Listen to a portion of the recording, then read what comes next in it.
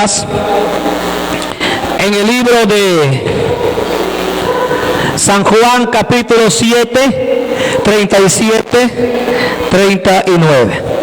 Aleluya. Libro de San Juan capítulo 7,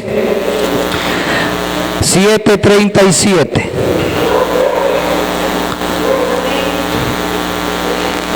Amén. Aleluya. Bien, vamos a leer la palabra del Señor Jesús. Dice así: ríos de agua viva. En el último y gran día de la fiesta, Jesús se puso en pie y alzó la voz diciendo: si alguno tiene sed, venga a mí y beba. El 38 dice: el que cree en mí, como dice la Escritura, de su interior correrán ríos de agua viva. Esto dijo del Espíritu que habían de recibir los que creyesen en él, pues aún no había venido el Espíritu Santo, porque Jesús no había sido aún glorificado. Amén. Bien, entonces pueden tomar, hermanos, su lugar.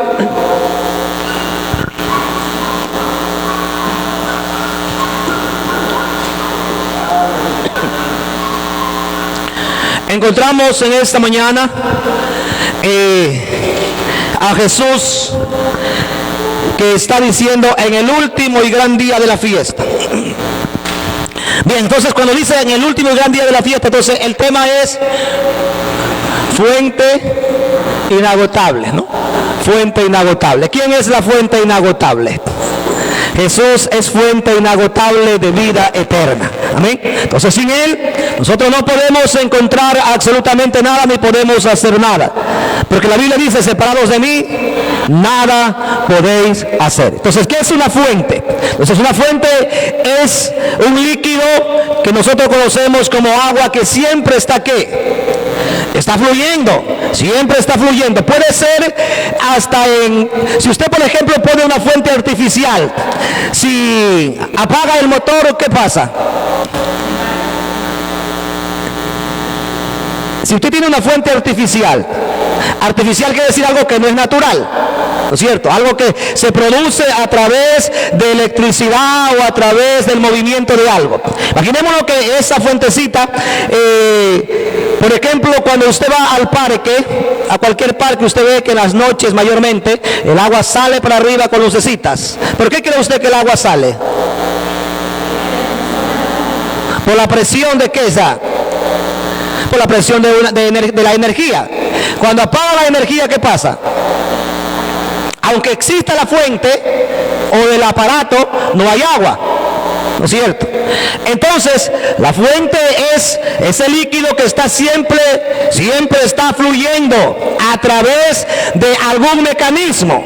Si es algo artificial, a través del mecanismo eléctrico. Si es algo natural, ¿a través de qué sería? A través del continuo, en este caso, circulación del agua que hay en la fuente, pues no es cierto. Entonces eso sería. Y si el Señor es fuente inagotable de vida, entonces si Él fluye en nosotros, eso quiere decir que nosotros ¿qué estaríamos haciendo?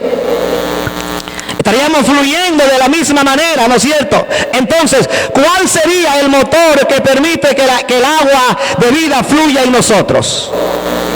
Jesucristo, ¿no es cierto? Entonces Jesús sería en este caso el motor o el agua misma que circula en nuestras vidas. ¿Para qué? Para que nosotros siempre tengamos ese fluctuar de su presencia, esa renovación de su presencia en nosotros. ¿Por qué cree usted que la Biblia dice no dejando de congregarse?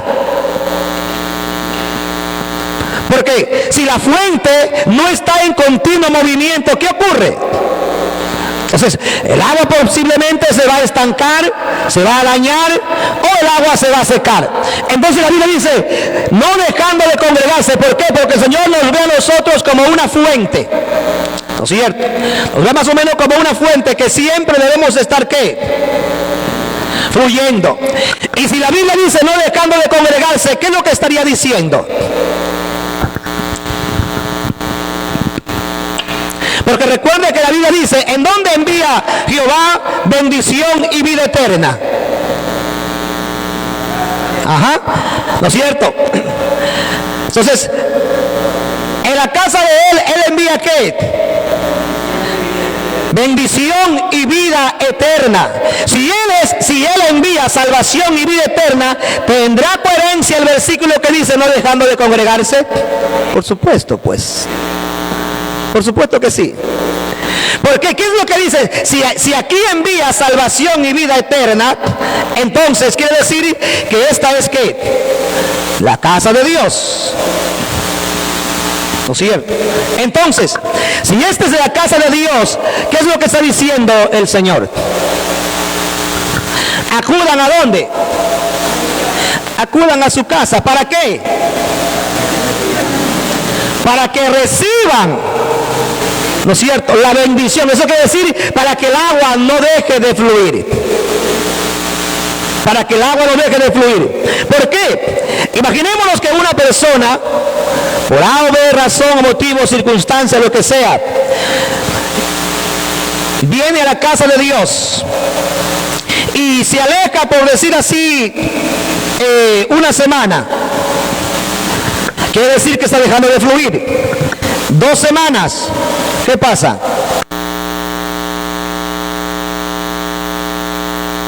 Si se aleja 3 semanas, ¿qué pasa? Sigue dejando de fluir. Llegará el tiempo en que ya no habrá agua para fluir, pues. Ya no habrá agua para fluir. Entonces, en el momento que no hay agua para fluir, ¿qué pasa? Entonces la fuente se va a secar. Y al secarse la fuente, ¿qué es lo que ocurre? Ya no habrá deseos de congregarse, pues. Ya no habrá deseo de congregarse. Ya no habrá deseo de buscar el agua. Porque ya se acostumbró a vivir una vida separada de la fuente de agua de vida. Entonces, por eso es que el Señor dice, no dejando de congregarse. No dejando de congregarse. ¿Por qué? Porque el Señor sabe que Él es fuente de agua viva. Y nosotros cuando venimos a la casa del Señor, venimos a esa fuente de agua viva. Venimos a que se renueve esa agua continuamente en nosotros. Entonces nosotros tenemos el deseo de seguir adelante, de seguir glorificando al Señor. Tenemos el deseo de seguir fluyendo. Así es. Entonces, el Señor está diciendo allí, en este versículo, que Él es la fuente inagotable de vida eterna. Entonces, eso quiere decir que nosotros siempre debemos estar en ese continuo renovamiento de su presencia para no dejar de fluir. Amén. Entonces, el verso 37, 37 al 39, Jesús está hablando acerca de una fiesta. ¿Por qué él hablaría de esta fiesta? Borremos estos un momento.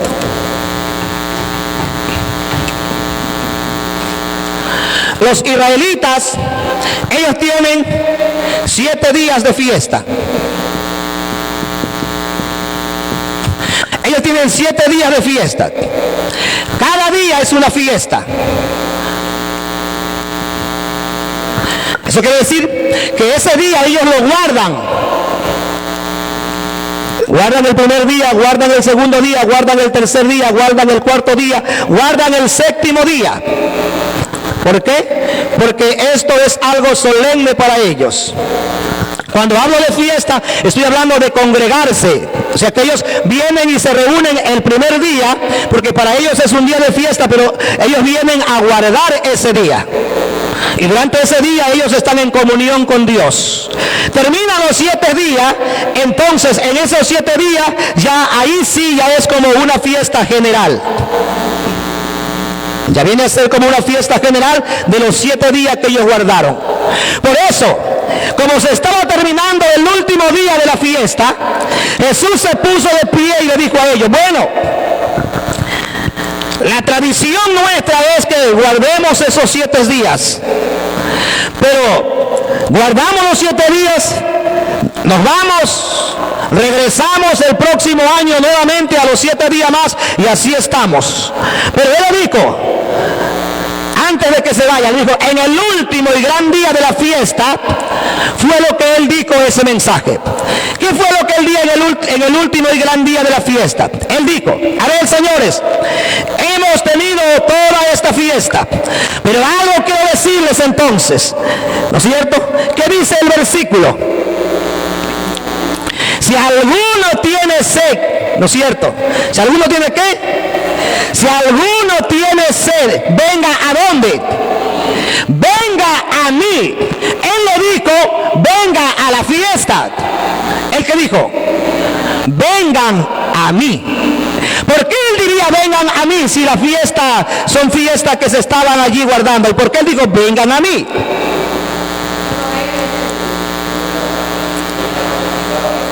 Ajá.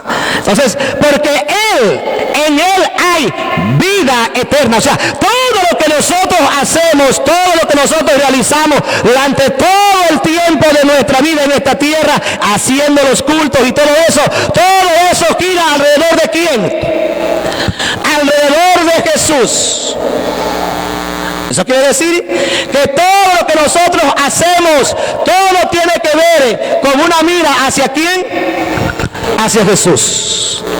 O sea, eso es lo que le estaba diciendo él a ellos. Si alguno tiene sed, venga a mí y beba. Una vez que haya bebido, entonces ¿qué pasa? De su interior, quiere decir, correrán ¿qué? Ríos de agua viva. ¿Por qué dice ríos de agua viva? Porque una vez que alguien toma al Señor, entonces tiene esa fuente, y al tener esa fuente, Jesucristo está en esa persona, fluctuando y haciendo que su espíritu siga cada día renovándose. Entonces, por eso es necesario, queridos hermanos, que nosotros tomemos de esa agua viva, porque recuerden que en una ocasión cuando Jesús estaba sentado en el pozo, vino alguien y le dijo, el Señor vino y le dijo, dame de beber, y la mujer le dijo, pero el pozo está profundo, no tengo cómo sacarla, le dice la mujer. Entonces, y el Señor le dice, ¿cuál fue la respuesta del Señor? Ajá. ¿Cuál? Ajá. Le dice, cualquiera que bebiere de esta agua, volverá ¿qué? A tener sed.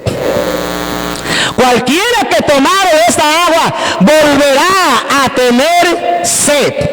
Pero el que bebiere ¿de qué? Del agua que yo le daré, él le dijo, nunca más volverá a tener sed. Eso quiere decir, o sea, no volveremos otra vez a hacer lo mismo que hacíamos antes, porque ahora tenemos esa fuente, esa agua de vida eterna, eso que cambió nuestra vida, eso que cambió nuestros pensamientos, eso que nos hizo diferentes. Así es. Entonces, el capítulo 38, ¿qué le dice allí? Ajá.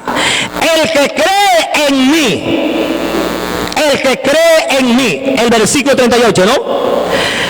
El que cree en mí, ¿qué pasa el que cree en él? De su interior correrán ¿qué? Ríos de agua viva. Entonces, el que cree en quién, en mí.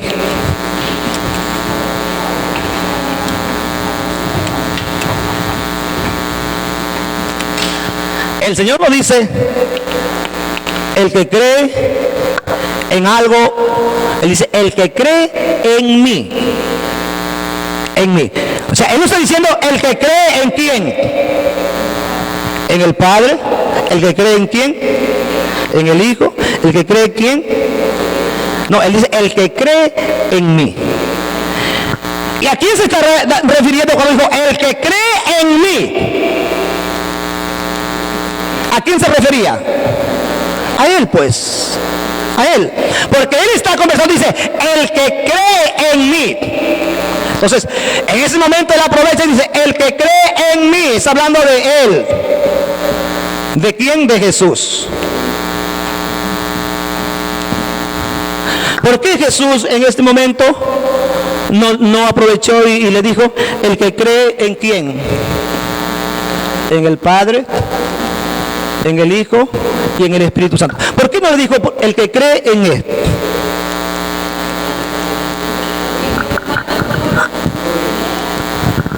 Ajá. Porque como dice la hermana, en Él habita en este. ¿Qué habita en Él? Porque en Él habita corporalmente, ¿qué? Toda la plenitud de la deidad. Eso quiere decir, en Él habita ¿quién? El Padre. ¿En Él habita quién? El Hijo. ¿En Él habita quién? Entonces, como en Él habitan estos tres que son títulos, Él dijo, el que cree en mí, el que cree en mí, de su interior correrán ¿qué? Ríos de agua viva. Por eso el Señor dice, todo lo que hagáis, sea de qué, sea de hechos o de palabra, hacedlo en qué, hacedlo en el nombre del Señor Jesús. ¿Por qué? Ajá, porque en Él habita corporalmente ¿qué? Toda la plenitud de la deidad. Y la Biblia dice que en Él estamos ¿qué? Completos. Si en Él estamos completos, no necesitamos absolutamente nada, porque Él es Dios sobre todas las cosas. Entonces Él dice, el que cree en mí, el que cree en mí, ¿no es cierto? Dice, ¿qué dice? De su interior, ¿qué pasa? Correrán ríos de agua viva. Y el que no cree en Él, y el que no cree en Él, no puede correr agua viva si no creen en Él. Porque Él está hablando, el que cree en mí, y el que no cree en Él, no puede correr, no puede. Porque la Biblia siempre dice, el que cree en mí, correrán ríos de agua viva. Y el que no cree en Él, entonces no puede correr, no puede. Ajá. Veamos lo que dice la Biblia en el libro de 1 de Corintios capítulo 11, 17.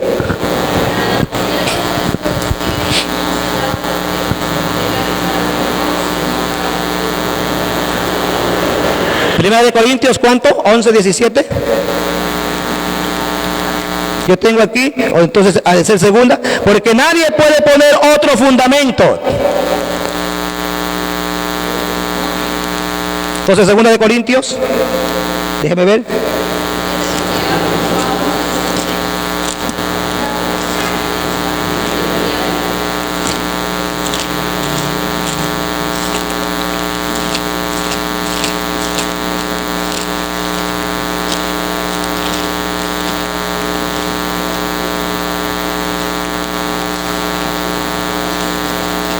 Tres 11.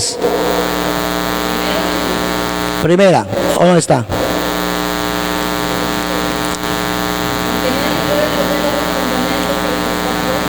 Exactamente, sí, lo que le falta es le faltaba era el capítulo. Los versículos está bien. 1 de Corintios capítulo 3, versículo 11, ¿qué dice? Ajá. Porque nadie puede poner otro fundamento. Entonces está diciendo, el que cree en mí, quiere decir, el que cree en el fundamento. La Biblia dice, nadie puede poner ¿qué? Otro fundamento. Cuando habla de un fundamento, ¿qué es lo que está hablando? Imaginémonos si vamos a construir una casa. Imaginémonos, este es el terreno, todo eso es el terreno. Vamos a construir una casa. Ponemos el fundamento en ese lugar. Ese es el fundamento. Y de aquí comenzamos ¿qué? A construir. Si este es mi terreno y yo le digo al constructor, quiero que me edifiques sobre este fundamento, ¿qué tiene que hacer él? ¿Qué tiene que hacer? Tiene que edificar sobre ese fundamento, pues. Y si yo vengo y veo que el fundamento que yo le di lo echó abajo y edificó su propio fundamento mejor que el que yo tenía, ¿será correcto? No, porque no es mi fundamento. Así para él sea mejor, pues no es, porque es una orden. La Biblia dice, nadie puede poner otro fundamento del que ya ha sido puesto. ¿Y cuál es el fundamento? La Biblia mismo lo dice aquí. Dice, porque nadie puede poner otro fundamento que el que está puesto, el cual es Jesucristo. Y si alguien va a edificar, debe de edificar sobre este fundamento, no sobre otro fundamento. No es que alguien va a decir, no, es que yo voy a edificar con mejor material en otro fundamento. No, Señor, así ponga el mejor fundamento. Si no edificó sobre el fundamento de los apóstoles y profetas, siendo la principal piedra del ángulo Jesucristo mismo, eso no sirve. No sirve. Porque si imaginémonos que alguien venga y diga, no, hay un terreno continuo. Y el que le digo que le construya bajo este fundamento dice, mira, no, acá hay un terreno mejor, y yo como vi que este terreno estaba más plano, hice el fundamento y construí allí. ¿Será si esta persona le dice al contratista, no, que le edifique en este lugar, porque ese es el terreno de él? Si el contratista viene y edifica en otro lugar que no es el terreno de él, supuestamente porque él va a hacer una mejor construcción o una mejor base, viene y le dice, mire, ya está edificada su casa con una buena base, ¿valdrá eso? ¿Por qué? ¿Por qué no vale? Le puede servir a él y al otro dueño, pero al dueño de este terreno no le sirve, porque no es de él, porque no es su propiedad, es una propiedad ajena. Entonces, lo que el Señor está diciendo es que nosotros tenemos que edificar sobre lo que ya está ordenado, porque la Biblia dice, nadie puede cambiar las Escrituras. Nadie la puede cambiar. Nadie puede decir, no, esto de aquí me parece que es mejor, lo de acá me parece que es mejor. No, Señor. Lo que está establecido en la palabra, establecido está. Y lo que no está establecido en la palabra, no lo podemos añadir. Ni podemos añadir, ni podemos quitar. Porque la Biblia dice, el que añade o quitare, así sea una jota o una tilde, pues tendrá que dar cuentas a Dios en el día del juicio. Ahora, si la Biblia dice eso, ¿quién de los hombres puede osar en tratar de cambiar el fundamento que ya Dios dejó? Nadie puede cambiar. Por eso la Biblia dice que el tiesto con el tiesto, ¿y qué dirá el barro a su creador? ¿Qué le puede decir el barro a su creador? ¿Acaso nosotros como barro le podemos decir a nuestro creador que lo que él hizo es incorrecto? ¿O nosotros podemos cambiar algo de la palabra y decirle al Señor, no me gusta lo que está escrito aquí? No podemos. Aunque no nos guste, tenemos que esforzarnos. Porque la Biblia dice, el que permanece hasta el fin, ese será salvo. No el que, mire, aquí no es del que corre por correr, aquí es del que sabe correr. ¿Sí o no? Porque si usted se va a competencia y usted no sabe correr, y usted es el primero que va a la cabeza, y si le toca de correr 3 horas, usted puede ser el último en llegar. Hay que saber correr. Hay que saber que en la vida vamos a encontrar muchas circunstancias complicadas y difíciles, pero hay que saberlas enfrentar. Y hay que saber que la Biblia nos está diciendo claramente que Él es nuestro ayudador. Dice la Biblia, mira que te mando que te esfuerces y seas valiente. No temas ni desmayes, porque Jehová tu Dios estará contigo donde quiera que tú vayas. Entonces la Biblia nos está garantizando de que Él permanecerá con nosotros, pero también hay que recordar que esa permanencia depende qué? De nuestra constancia con Él. Porque si hay una ordenanza y nosotros no la cumplimos, entonces lo que estaríamos haciendo es alejarnos de esa fuente de agua viva.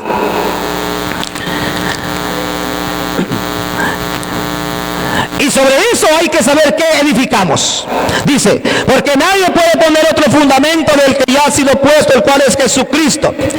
Y sobre este fundamento,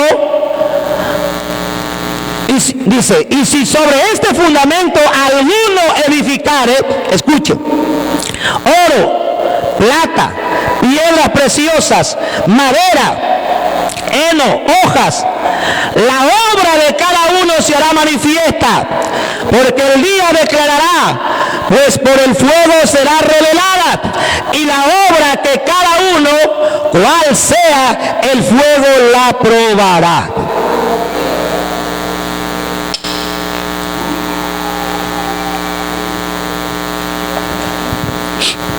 El fundamento está ahí. Ahora, lo que usted construya, eso es cuestión suya. El material con el que usted vaya a construir, eso es cuestión suya. Ya Jesucristo murió en la cruz del Calvario para que todos nosotros fuéramos salvos. Él dejó ese fundamento que es Él. Entonces, de aquí para adelante, una vez que el fundamento está puesto, el material que usted vaya a ocupar en su vida espiritual ya dependerá absolutamente de usted. Y lo que usted edifique en el momento de prueba será manifiesto. En el momento de prueba será manifiesto. Usted se ha visto, por ejemplo, creyentes que tienen una prueba y permanecen firmes en el camino. Y parece que no ha pasado nada. Pero también ha visto a otros creyentes con menos dificultades de otros que no regresaron más a la iglesia. Ese es el material con el que construyeron. Ese es el material. Cuando siente alguna dificultad, alguna prueba, entonces ¿qué es lo que hace él? Opta por no regresar a la iglesia. Entonces quiere decir que no es el fundamento, es lo que se construyó por encima del fundamento. Queridos hermanos, aunque el fundamento es Jesucristo, nosotros tenemos que saber construir sobre este fundamento para permanecer firmes en el momento de prueba y en el momento de lucha. Nadie nos puede a nosotros hacer claudicar, porque nuestro pensamiento debe estar arraigado en el Señor Jesucristo. Es que así depende nuestra vida. Entonces, lo que nosotros vamos a edificar, imaginémonos, este es el fundamento, ¿no? Usted construyó, por decir así, construyó con materiales, ¿sí? Imaginémonos. Esta es la primera planta.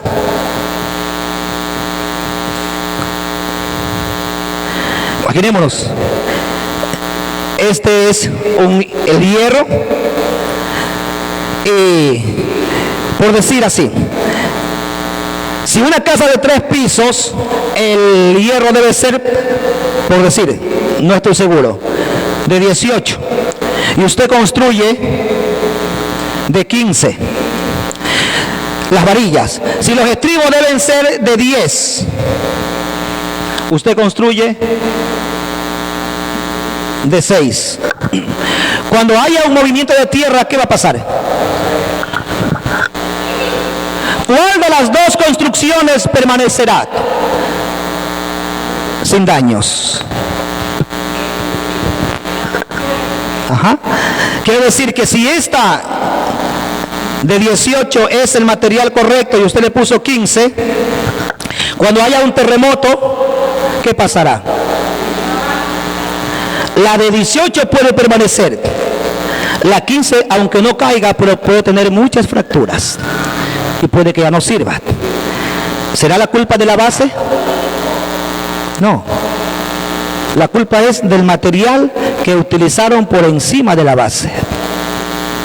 Si a esta misma construcción esta misma construcción, en vez de ponerle ladrillo, le pusieron caña y hay un cortocircuito. ¿Cuál de las dos tienen probabilidad de tener menos daños? ¿La de caña o la de bloque? Bloque y ladrillo. ¿Cuál de las dos tiene más posibilidad de tener menos daño? La de ladrillo. ¿Por qué? Porque es más resistente, ¿no es cierto? Y la de caña se va a inflamar pronto. Entonces, ¿será la culpa de la base? La culpa es de lo que se edificó. Entonces, eso es lo que está diciendo el Señor. Esta es la base. Lo que tú vayas a edificar por encima de la base, eso es lo que hará resistente tu vida en el momento de dificultad. Si tú en este caso no has confiado completamente en el Señor y estás de una forma solamente física y no estás realmente bien tomado de la roca que es Cristo Jesús, cuando venga el momento de dificultad, se te hará fácil que irte. Se te hará fácil irte y no regresar. Pero cuando tú has edificado con buenos materiales, cuando tu vida está cimentada y está bien cogida en la roca que es Cristo Jesús, venga lo que venga, pase lo que pase, usted permanece firme en el Señor Jesucristo y usted tiene su mirada puesta en el autor y en el consumador de la fe. Así es. En una ocasión habían dos personas con un caso similar. Había una familia y uno de los familiares, que era el hijo mayor, los dos eran evangélicos, por supuesto. Salió el hijo en el vehículo y lamentablemente tuvo un accidente y falleció. Entonces los padres dijeron, pero ¿por qué? ¿Por qué? ¿Por qué no lo cuidaste, Señor? ¿Por qué permitiste estos? Entonces se enojaron, no regresaron más a la iglesia. Un caso similar, donde salieron a sí mismos, los padres quedaron en casa y salieron los dos hijos. Y los dos hijos también tuvieron un accidente, no en la misma fecha, no, por supuesto. Tuvieron un accidente, murieron los dos y los padres dijeron, Señor, te doy gracias, porque esa fue tu voluntad. Me duele lo que ha pasado, pero ¿qué puedo hacer? La vida no la tengo yo para darla ni para quitarla. Si tú lo hiciste, Señor, tú sabrás por qué lo hiciste, pero yo seguiré siempre fiel y firme en tus caminos. Entonces, ¿qué es lo que podemos encontrar, queridos hermanos? Venga lo que venga, pase lo que pase, nuestra mirada debe estar en el autor y en el consumador de nuestra fe. Dios sabe lo que hace, Dios sabe, Él tiene todo bajo control. Por lo tanto, queridos hermanos, nuestro fundamento no puede ser cambiado. No podemos cambiar este fundamento, no podemos despreciar ese fundamento. Lo que nos toca es edificar sobre ese fundamento. Por eso el Señor fue bien claro a través de los labios de los apóstoles: edificaos sobre el fundamento de los profetas y apóstoles, siendo ¿quién la principal piedra? Siendo Jesucristo la principal piedra del ángulo. ¿Sí? Seguimos en el libro de San Juan, capítulo 8, 31 y 32. Veamos lo que nos dijo así.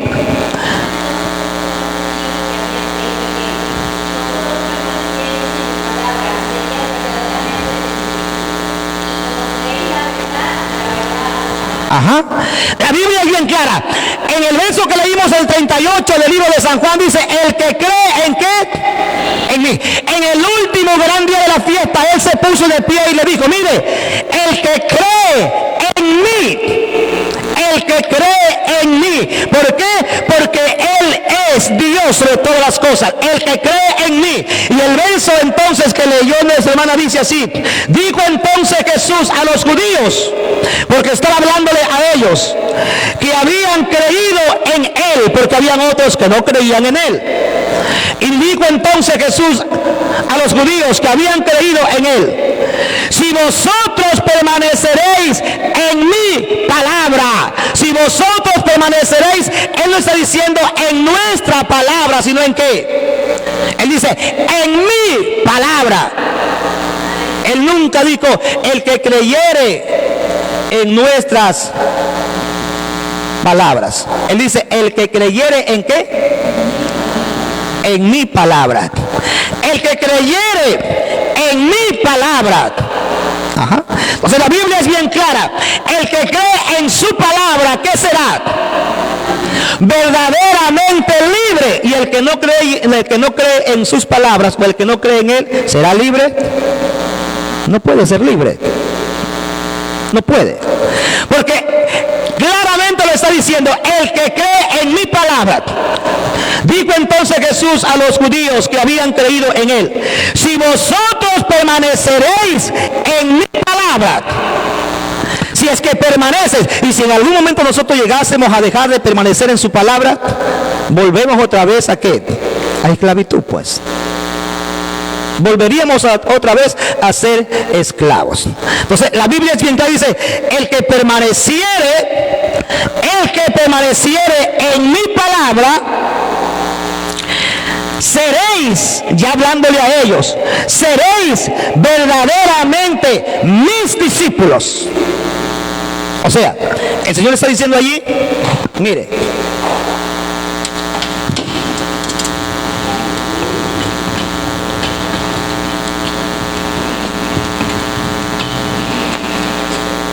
¿qué es lo que le está diciendo ahí el Señor? A ver, léalo al versículo nuevamente.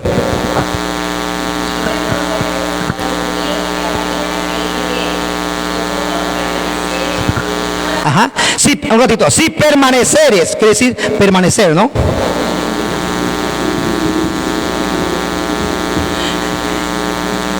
¿Qué quiere decir permanecer? ¿Ah? Sí. Si permanecieres, quiere decir permanecer, quiere decir algo así como vivir. Si permanecieres, quiere decir si tú vives en esto. ¿Qué pasará si tú vives o permaneces en mi palabra, en la palabra de Él? ¿Seráis qué? Seráis verdaderamente. Seráis verdaderamente.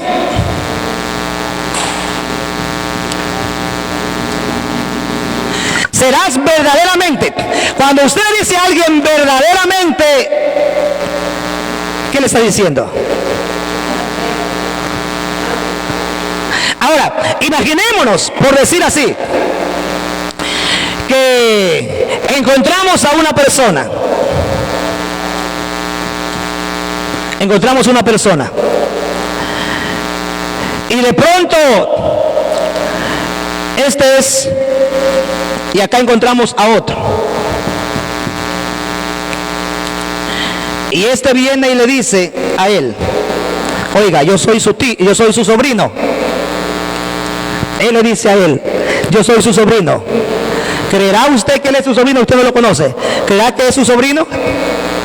¿Qué debe de hacer para usted estar seguro que es su sobrino? Pero él le dice: mire, yo soy su sobrino. ¿Y usted qué le dice? Ah, ya ves, sobrino, entonces ven, quédate en mi casa. ¿Actuará así? ¿Por qué? Es desconocido. Porque no está seguro, no sabe si realmente es o no es. Ahora, ¿qué pasaría? ¿Qué pasaría, no es cierto?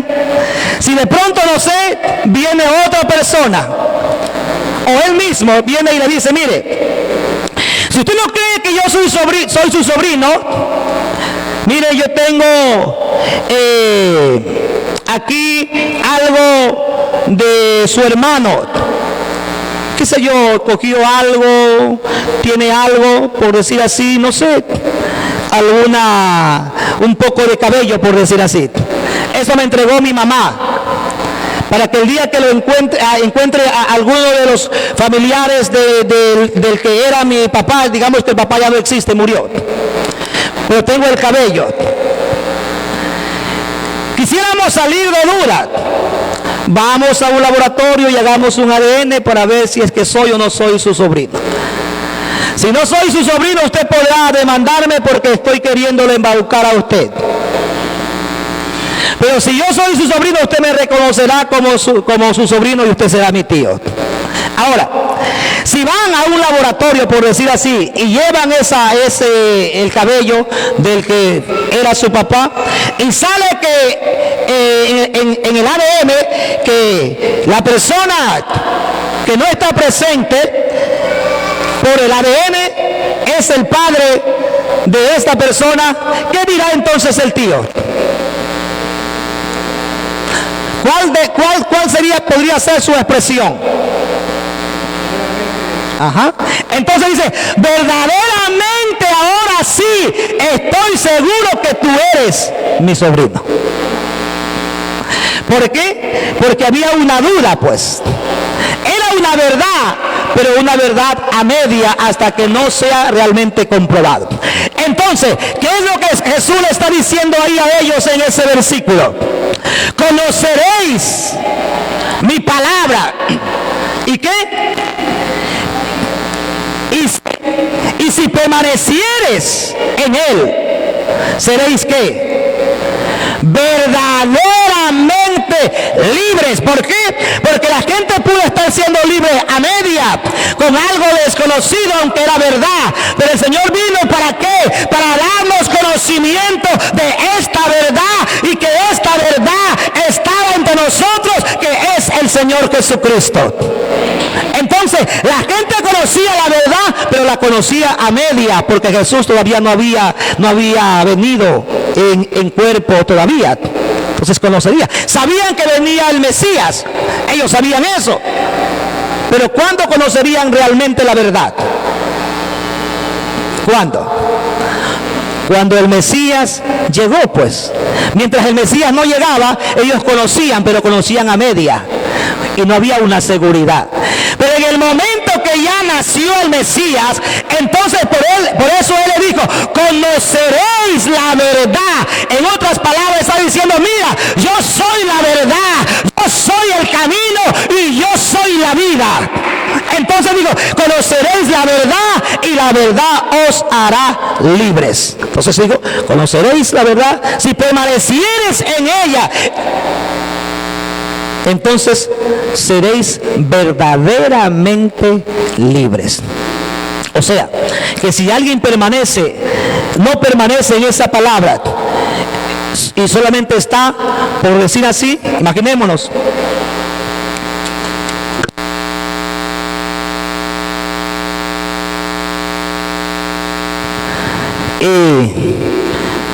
tiene 20 años de haberlo conocido, pero tiene 20 años más de vida.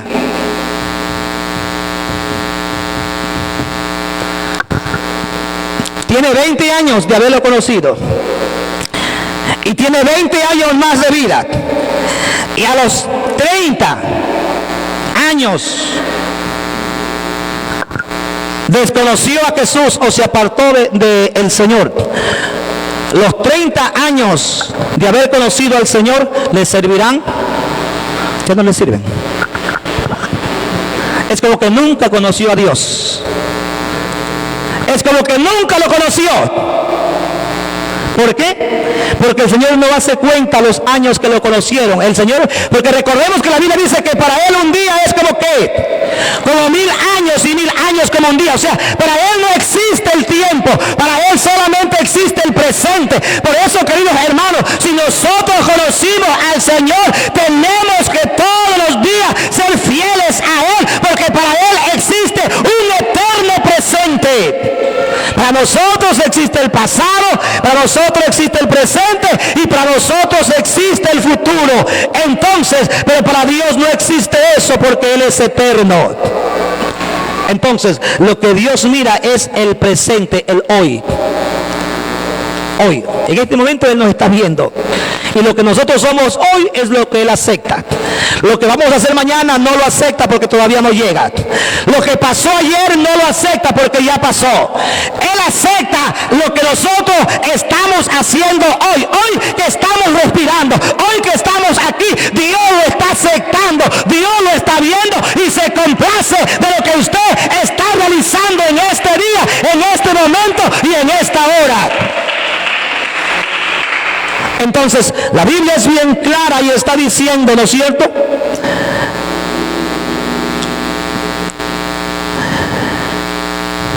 Si vosotros permaneceréis en mi palabra, seréis,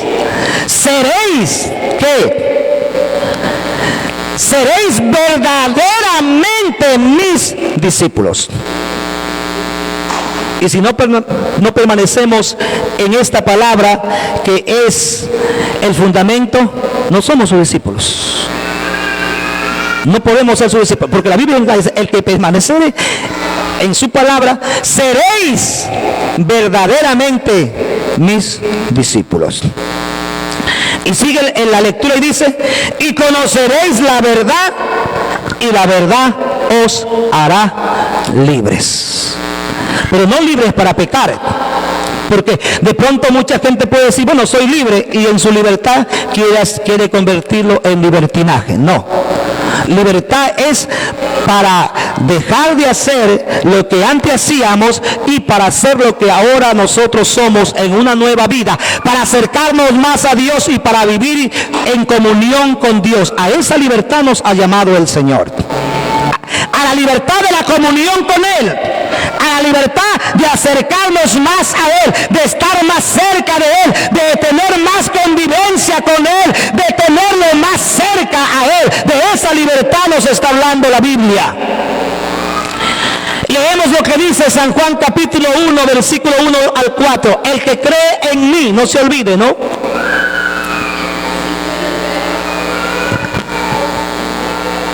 Ajá.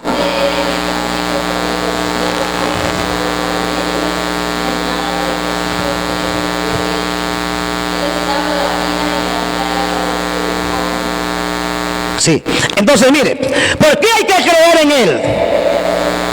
Porque no es que yo le voy a decir a usted, por ejemplo, oiga, usted crea en mí, pero ¿y qué, cuál es el beneficio en que yo crea en usted? Pues, ¿cuál? Imaginémonos, por ejemplo, que alguien viene a buscar empleo.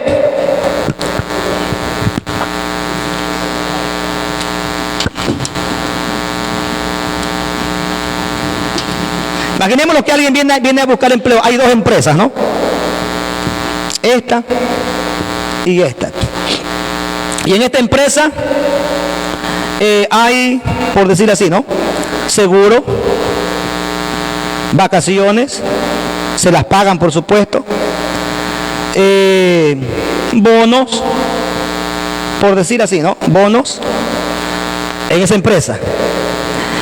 Y acá hay otra empresa donde no dice nada.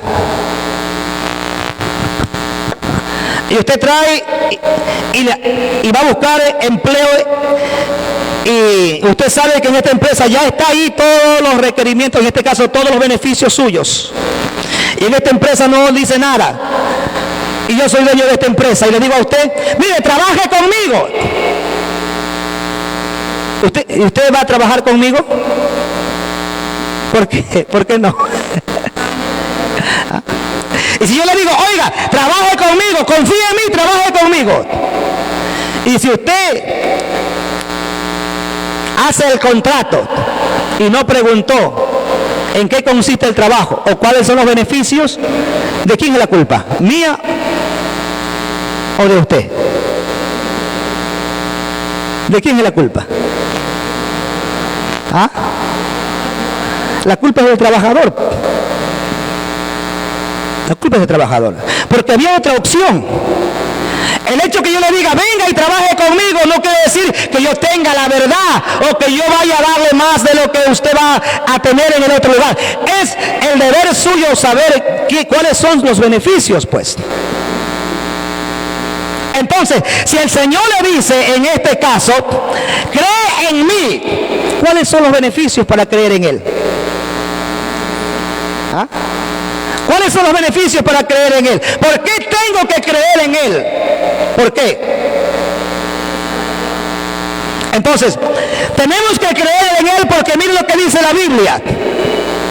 En el libro de San Juan capítulo 1, versículo 1 al 4. Escuchen, en el principio era ¿qué? En el principio era el verbo. ¿Quién era en el principio el verbo? Así es. Borremos. Borremos también.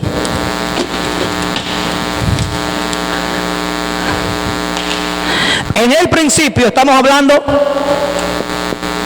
eternidad, ¿no? Eternidad. En el principio, entonces hay una eternidad. Cuando hablamos de principio, ¿quiere decir qué? Comienzo. Porque para acá es eternidad. En el principio. ¿Qué más dice? En el principio era ¿qué? En el principio era ¿qué? El verbo.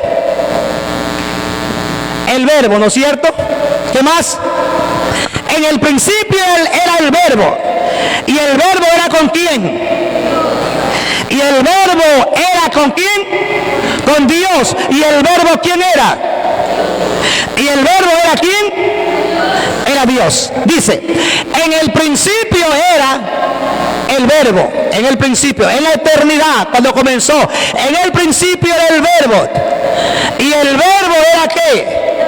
Y el verbo era con Dios. Y el verbo, entonces está diciendo, ¿no? Es como que lo pone en etapas. En el principio, primero, el verbo, ¿no es cierto? El segundo y el tercero. En el principio era ¿qué? Era el verbo. ¿Y el verbo era con quién? Con Dios. ¿Y el verbo qué era? Era Dios. Entonces encierra en que es lo mismo. Dice, es lo mismo. En el principio era el verbo era con Dios y el verbo era Dios. Ahora, ¿quién es este verbo? Dice, en el principio era el verbo y el verbo era con Dios y el verbo era Dios. Este era en el principio con Dios. Dice, todas las cosas por Él fueron hechas. Todas las cosas por Él fueron hechas. ¿Por quién? Por el verbo, ¿no es cierto? Quiere decir que todas las cosas fueron hechas ¿por quién? Por el verbo. ¿Y el verbo qué es? Ajá. El verbo es la palabra. La palabra con la que se formó. Entonces, dice así, ¿no? Todas las cosas por Él fueron hechas y sin Él, nada de lo que ha sido hecho fue hecho. En Él estaba la vida y la vida era ¿qué? Era la luz de los hombres. Ahora, veamos lo que dice el versículo 10 y 12. Está hablando del verbo. Ajá, miren lo que dice. ¿Quién creó el mundo? El verbo, ¿con qué? Con la palabra. ¿Y en dónde está ahora ese verbo? Ajá. Entonces, volvamos a leer ahora el 10 para ver lo que dice.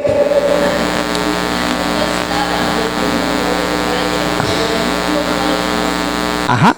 En el mundo estaba. ¿Quién estaba en el mundo? El verbo hecho carne estuvo en el mundo. Quiere decir,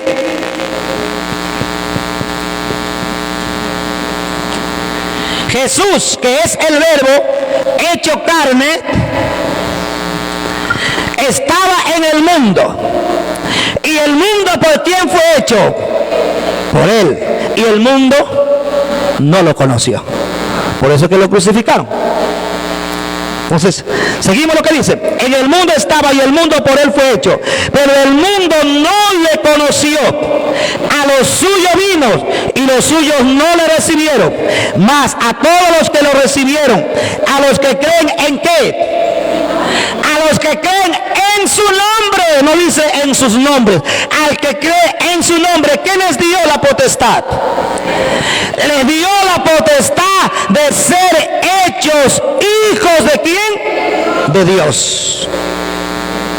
Entonces, ahora verdaderamente sabemos quién es nuestro Padre y quiénes somos nosotros. Entonces, el mundo, ¿por quién fue creado? Entonces el mundo fue creado por la palabra, ¿no es cierto? Que es el verbo. Ese verbo vino y se hizo carne y habitó entre los hombres, dice la Biblia, y vimos su gloria como la gloria del unigénito del Padre. Quiere decir que Él es el resplandor mismo de su gloria. Entonces, una vez que Él estuvo aquí en este mundo, entonces Él vino a darnos a nosotros ya ese conocimiento de quién es Él. Por eso dice, conoceréis la verdad y la verdad nos hará libres. Entonces dice, a los suyos, dice, y a los que creen en su nombre, a los que creen en su nombre, a los que creen en su nombre, porque hay un nombre. Dice la Biblia que hay un nombre que es ¿qué? Hay un nombre que es sobre todo nombre, el cual es el nombre del Señor Jesús. Y a los que creen en su nombre les dio ¿qué? La potestad de ser ¿qué? Hechos hijos de Dios. Ahora, ¿qué es lo que nos dice allí el Señor? Imaginémonos que este es el globo terráqueo, ¿no? El mundo. Todo esto es gente. ¿Serán todos ellos hijos de Dios? ¿Por qué? Entonces, esta es la creación. Esta es la creación de Dios. El mundo es la creación de Dios. El hombre es parte de la creación de Dios. Así como el hombre creó a Dios, creó a los animales, creó la planta, creó los peces. Pero aquí hay una necesidad que el hombre tiene, que es ser hijo de Dios.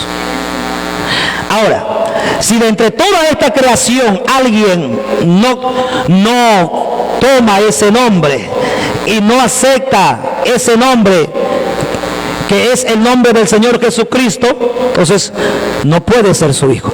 Si alguien cree en su nombre, entonces este viene a ser hijo de Dios. Imaginémonos que entre todo el mundo, imaginémonos que este es todo el mundo. Imaginémonos que todas estas personas que están ahí subrayadas creyeron en el nombre. Creyeron en el nombre. Entonces estas vienen a ser hijos de Dios.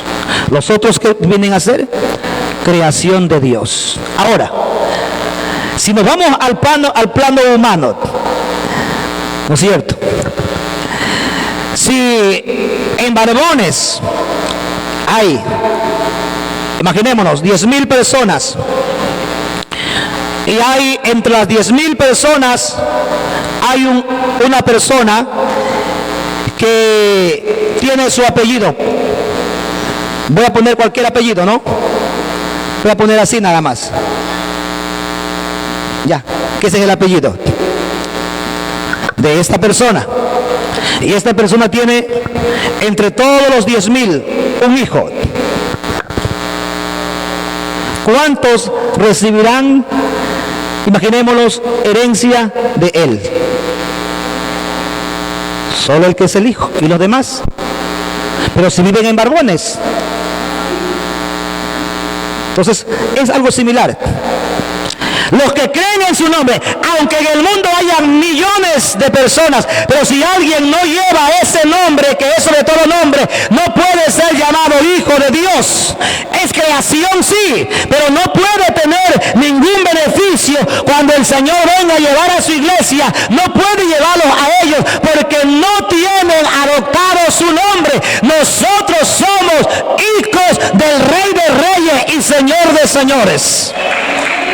Ahora, imaginémonos que entre estas 10,000 personas, este hombre que tuvo solamente un hijo, dice: no, yo voy a adoptar 2 hijos más, y de estos mismos 10,000 adopta 2 más, y por supuesto los lleva al registro civil para ponerle el nombre, porque si no, no están reconocidos.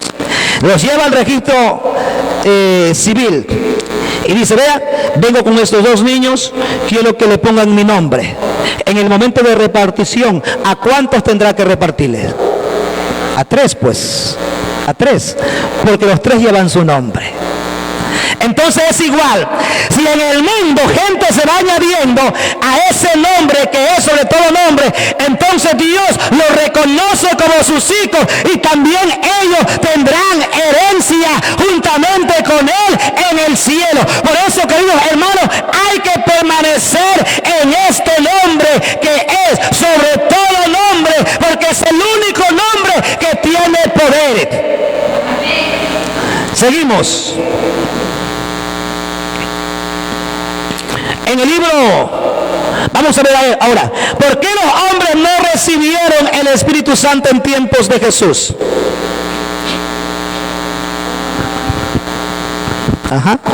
¿Por qué los hombres no recibieron el Espíritu Santo en tiempos de Jesús? Porque recuerde que la gente dice, ¿no? Hay gente que dice que hay 3 dioses.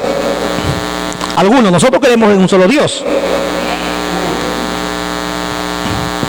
Hay algunos que creen Padre, Hijo y Espíritu Santo.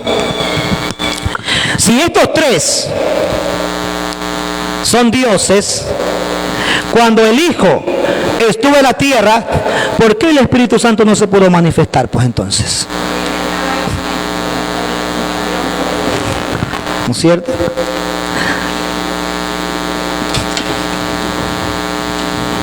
El último verso dice: ¿de qué les estaba hablando el Señor? Dice,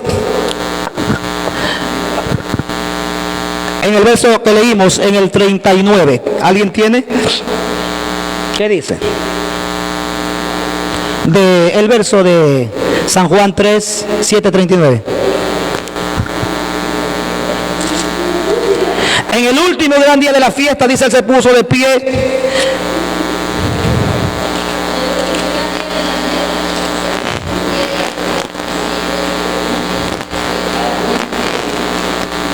El último verso, el 39.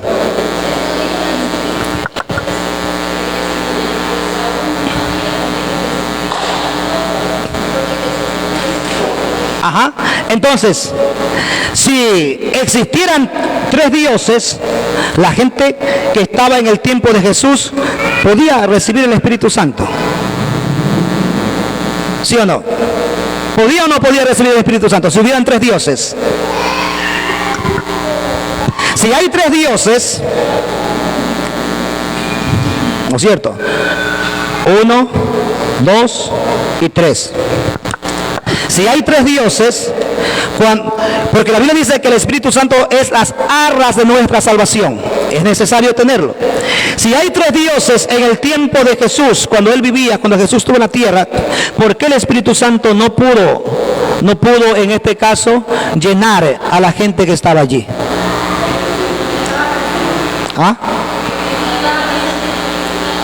Sí, pero yo estoy diciendo, ¿no? Si existieran 3 dioses,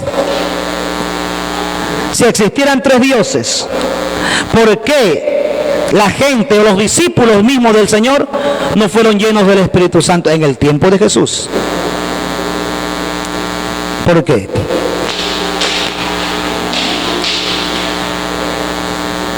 ¿Por qué razón? Claro, porque era imposible. Porque si ellos hubieran recibido el Espíritu Santo, entonces ahí sí hubieran tres dioses. Porque ellos dicen, este es un Dios, este es otro Dios y este es otro Dios. Entonces, quiere decir que cuando Jesús estuvo en la tierra, para ellos, Jesús estuvo solo. Imaginémonos que este es Jesús. Según el pensamiento de ellos, Jesús era un Dios. El Padre era otro Dios. Como que estaba, digamos, en el cielo, ¿no? Juntamente con el Espíritu Santo.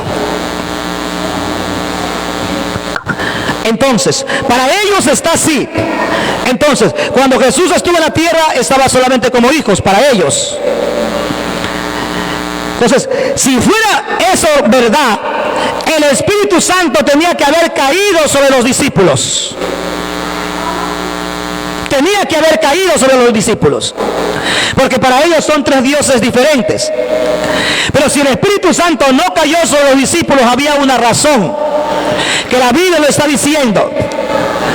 Porque no podían ser llenos del Espíritu Santo, porque Jesús es Dios y Él todavía estaba aquí en la tierra y no había sido glorificado.